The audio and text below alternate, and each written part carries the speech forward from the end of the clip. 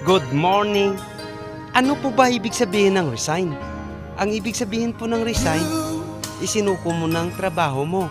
So for today's video guys, kumuha tayo ng talbos ng balinghoy. Gataan natin to. Parang model lang si Didal Sigabong TV, no? So, ito guys, basta taga-probinsya ka, lalo masarap to. Gataan.